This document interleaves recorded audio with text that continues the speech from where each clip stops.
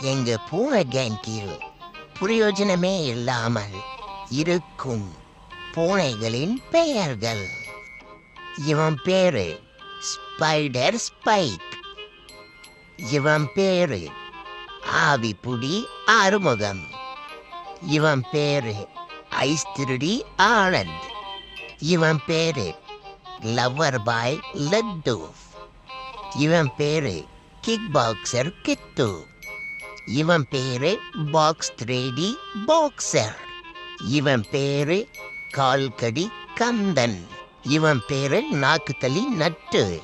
இவன் பேரு பிஸ்கட் திருடி பிஜிலி. இவன் பேரு கவட்டை விரி கவின். இவன் பேரு ரோலின் ருத்ரன். இவன் பேரு கோவக்கார கொடுவாய்.